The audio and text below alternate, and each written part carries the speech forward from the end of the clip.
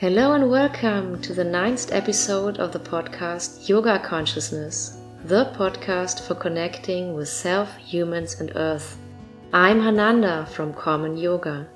In this podcast series, we ask if and how yoga, conscious being and mindfulness can change society. To do this, we interview yogis of all kinds. In this way, we would like to share and make accessible the different meanings and interpretations that yoga experiences in our universal consciousness. The aim is to create exchange and connection between us and to show us that we can be together, feel together and act together in this world. In the following interview, my good friend Gianni Perry from Kraftplatz Personal Training in Nuremberg talked to his yoga teacher Jain. Ram is the founder director of the Arhanta yoga ashram in India and in the Netherlands. So, Ram, what does the name of your institute, Arhanta, mean and what does it mean to you personally? Arhanta means masters of five senses. So, for example, when you master your five senses, touch, taste, smell, hear, see, then you are called Arhant or Arhanta. And this is our philosophy. When you practice yoga, you want to master your senses. And that's why we gave the name Arhanta Yoga. I see. Okay, that's interesting. I think it leads us to the second question, which is, which meaning does yoga have within your institute? For us, yoga is more than just exercise or asanas. It's the practice of the 8 principles, or you can say Ashtanga Yoga, or you can say in simple words, the way to connect to yourself, to realize the truth of our being. Wonderful. So Ram, how do you practice yoga for yourself on your own? So like I just said, for us, yoga is not just asana. Asana is just yoga asana, one part of it, but there are all the other parts of it. Yam Niyam, for example. So Yam Niyam for us is the core of yoga. So yamas and niyamas. For us, practice of yamas and niyamas is actual practice of yoga. Asanas, pranayam, all that is extra. The core practice is practice of yam and niyam in your daily life. So, for example, we have yam, we have non-violence. So we practice eating vegetarian. We try to do as much as non-violence possible, being aware of it in daily life. And that is our practice of yoga. Similarly, we practice the other parts. Does your teacher training institute have a concrete mission, and what is it, if so? Yes, our teacher training is basically with a goal that people learn the real meaning of yoga, the real practice of yoga, not just asanas, and they start to bring it in their daily life. And when they teach other people as a teacher, they also make other people aware of the meaning of yoga and how to practice it in their daily lives in small parts, easy, step by step, apart from just teaching asanas safely and properly. So the message you want to transport to your students is that yoga is more than just practicing asanas. Definitely. These days, when someone says yoga, they mean asana. But asana is just one small part of it. They ignore all the other parts. So when someone says, I'm going for a yoga class, they are saying, I'm going for an asana class. But that is not correct, actually. Thinking about your students that are coming every year to you, how do you see the relationship you have to your students? Where do you see yourselves in relation to your students? So for me, the relation of the teacher is like a guide. So my relation to my teacher student is just the relation of a guide. So they come to us with some goal. Sometimes they don't know what it is, so we help them to find it or think about it. And those, when they have it, then we help them to get there. That's our relationship. So we are not the gurus. I'm not a guru. I'm just a teacher, a guide to point them out in the right direction and give them the necessary information, the knowledge they need. And if they are willing to take it and keep it, that's up to them. How does your teacher training or your teaching, your work of teaching, influence yourself? In many ways. A lot of times, it helps us to reflect on ourselves. How do we react to certain students, certain questions? Sometimes people ask questions, then we think, oh yes, I never thought about it, and it helps to also us to think further. And sometimes I have to call my teachers to check and ask them what is the right answer for it, what it means. So it's a two-way street, I would say. We help our students, and students, by asking us good questions, help us to also grow further. Would you say there is some specific kind of energy you get from teaching and from running a school like Arhanta? Yes. In my experience, when I'm teaching, I'm a different person. Generally in life, I'm a very shy person. I speak very less. Also, when I'm sitting with my friends or other people, I always speak very less. And I'm listening more and I'm very quiet. But when I'm teaching, suddenly, in India, we say Saraswati comes. So the Saraswati is the mother goddess of knowledge. So we say when you are in the role of teacher, then she comes in you and she speaks through you. So I really feel that when I'm teaching, then she comes and then she speaks, and things which I don't think myself so much about, they start to come out, or which are in the back of the head, or which I have learned in my childhood, which I don't actually remember, they start to come out. That's how it goes. So as a teacher, I'm a different person, really focused on students. And this is how we also run the school. But, running the school has many more things than just teaching the classes. There's a lot of administration work. There's a lot of promotion work. There's a lot of background maintenance of ashrams, handling the staff, recruiting, all of these kind of things. So that is a much more wider range of responsibilities than just teaching. I would say teaching is the easiest part. Okay, I see. And I appreciate what you said about your teaching experience. Okay, let's go on. So thinking about your students, what do you think they take away from their training experience? I think you get a lot of insights through the feedbacks you register each year. The most important thing people take away with them, that if they focus and if they become disciplined, everything is possible. Because many times students come and they do not imagine that they can teach after 26 days. Because they have been told always that to teach, you have to be a master yourself, and it takes years and years to practice and teaching and assistant and this and that. And many times students don't trust themselves enough that they are good enough. So when they come into the course and this 26 days, they work disciplined in a structured environment, they really see that how quickly they change, how much they learn, how much they are capable. And that gives them a lot of confidence. And I think that's confidence continues for the rest of their life. Okay, and would you say that these changes in self-confidence can contribute not only to their own lives, but also to transformation of their environment and the society they live in? Do you see any evidence for that? Any examples of your students? Yes, many actually, many. For example, just recently we had a student, she had diabetes and severe diabetes. So this is not about teaching, but about herself. And she was always have been on the medication and the insulin injections. And she came, and after 1 week, she stopped taking her medication. After 1 week. And she has been always thinking that she needs to take it. So she did not trust in her own body.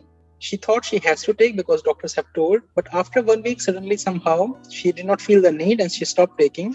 And before she came, her focus was always on her health. That my health is not good, my body is not strong enough, I need to take care of it, I need to take medicines and this and that. She was always stressed about it. Also her family. Now, after the course, she wrote us, she has stopped taking the medication. She is feeling much better in her body. She feels confident, she feels strong. She has resumed her job, which she was not doing for very long, for very properly. I think that effect is not just on her, but also on others around. Her family, her boyfriend, her co-workers, and her clients. Well, it's a wonderful example, I think, what yoga can do in general, but what your teacher training was capable of doing. Okay, I will focus a little bit more on this abstract idea of social change and the potential of yoga to stimulate, hopefully, social change for the better. Do you see any limitation that yoga has, or that the potential of yoga has to stimulate social change? See, social change, in my idea, starts from ourselves. How we feel about it, ourselves. How comfortable we are with ourselves. Because our behavior to others is a reflection of how we feel inside. Simple. So by practicing yoga, the principles, you start to become comfortable with yourselves. And when you start to become comfortable with yourselves, you start to become comfortable with people around you. People don't trigger you so quickly, so your behavior is better. And if everyone starts to get better in themselves, the whole social system will get better automatically. People will start to think positive. People will start to think fair. What is fair? People will start to not want to have too much, which is not necessary. So it will affect in all interpersonal relationships also. I think you cannot just help someone else without helping yourself first. You have to grow yourself first, and then only the effect can help others. So if we all practice yoga principles, we all get better, and then everyone slowly gets better. I don't think you can change someone else without changing yourself. Do you see, in this regard, do you see any boundaries of the institutional yoga practice, how yoga is organized in teaching? I think, first of all, generally, yoga is too much focused just on asanas these days. That I, in a way, find a bit problem actually, because then it distracts people from its original principles or original intention. So people do yoga 3 times a week and they call themselves a yogi and they think they have, they are mastered the yoga, but because they are good in asanas or they can do asanas properly, it distracts them from the other parts, which is a problem in a way. And most of the yoga schools or yoga systems or yoga styles do not promote philosophy so much. They promote mostly the physical part, the asanas. So in my personal belief, that should be changed if we want to get the proper benefit and the complete benefit which is possible through yoga. Just because you said it, do you have any proposals, any ideas, any vision how to change it, how to stimulate, to focus more on the holistic aspect of yoga? Yes, that's what we try to do also. When we give the yoga courses, we put a lot of emphasis on the philosophy. So you would give more space to the philosophical pillars of yoga. Yeah, definitely, yes. And you would provide more space, like both in teacher trainings and in everyday teaching of small yoga schools. When I did my classes at the studio, so for, you can say, regular people, not for yoga teachers, I always started my class with some philosophy questions, and I always finished my class with some philosophy. And in between, sometimes I gave them some simple story or something during a hold. So I try to integrate philosophy a lot. And that's how it was for us. When I was growing up in school and I was learning yoga, we always had this. Our teacher would start with a philosophy question. So we are thinking about it, or he will give us a goal that, okay, try to think this today, find the answer of this question. During the practice, he will remind us, and in the end, we will discuss it. So there was a lot of emphasis on philosophy in my experience, and that's what I try to give further. Okay, wow, I appreciate that.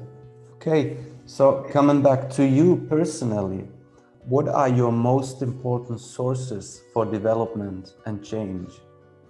So for me, I always talk about 6 principles or 6 pillars. So physical, first is health, second is career, third is relationship, fourth is leisure, fifth is spirituality, and sixth is lifestyle. So for each 6, I read a lot how to get better. For health, I read a lot what is good food, what is right diet, what is nutrition. We try to practice them as much as possible, and also trying to learn more and more about it, because the more we learn, then we find out, okay, we don't know enough. There's so much more to understand before we can say, I know it now. So we really spend a lot of time on reading, me and also Kalyani, on nutrition. Second, about health, we practice asana, but we also do other things. I like to also now start to run. I recently started to run also. I like it now very much, which I never did before. I also started to do some coordination exercises with a trainer in a gym, for example. So to have more coordination in the different ways rather than just doing asana. Because there are many ways you can develop yourselves, and asana is of course just one of them. I cannot say that only asana is complete. You don't have to do anything else anymore. Similarly, in career, we try to learn many skills, not just yoga, but also, how to promote yourself, how to manage your time better, how to write better, how to speak better, for example. So I try to grow in all the 6 parts, because only then we can have a balanced life. So that's why I said it's very broad, because there's so much we do. And personally, I have started something recently. I have divided my days. For example, Monday is my office day. So that day I spend on administration and with the office team, discussing questions and finding solutions, or thinking how we can improve this course or this thing. Tuesday is my writing day. So I write on Tuesday. We are working on another book. Wednesday is my learning day again. So I have classes. I'm learning different courses that day. So growing on those things. And then Thursday again, I have another day. So I divide my days now theme based. So I can be more focused on each thing and apply it also. So learning is a constant process for me, and learning in all 6. Also leisure. Leisure is like hobbies. So starting the hobbies, how to do this, how to do this better. So a lot of learning. Learning is really important for me, and I think it's a major part of our lives. So going back to what you said before, probably you would recommend an individual person start improving yourself if you want to change the world to the better. So Ram, we have come to the last question. According to you, what would a better system look like, and how could yoga contribute to it? I think we have to really start to live with the principles of yam and niyam. Right now, I was talking also yesterday to my mother, and we were talking same thing, that we are taking so much from the earth and we are destroying the earth so much. It's just unbelievable. Like we hear all the time now, climate change, or I was in the Greece last week, and there was no fish in the water. There was no single fish in the water. And the fisherman told us that since 2 years, there's no fish because it has been overfished. So I think we have to start practicing yam and niyam in our daily lives, not getting too greedy, so not crossing the line. I think somewhere we have started to cross the line now in what we want and what we want to have and how much we want to grow. And we have left the nature behind. But we need to learn again with the nature, within the boundaries, keeping our desires in control. Growth is not always a good growth. So we have to also know what is worth growing and what is not worth growing. I think that is very important. If we want to change the world, if we want to make the life better for our generations, coming generations, we need to stop and we need to know where to grow and where not to grow. Very true. So you would say that yoga can help people in recognizing these limits of growth, or what can be a healthy growth and what is unhealthy growth? Definitely. If you think of yam and niyam, it is like a blueprint. What fits in it and what does not fit in it. Simple. What is violence and what is non-violence? Do we need to do the violence or can we do without non-violence? So yam niyam, I think for me is really, really the core message and very easy to apply because it's black and white. You can really use it to filter the thoughts, filter the actions, and see what is worth doing and what should not be done.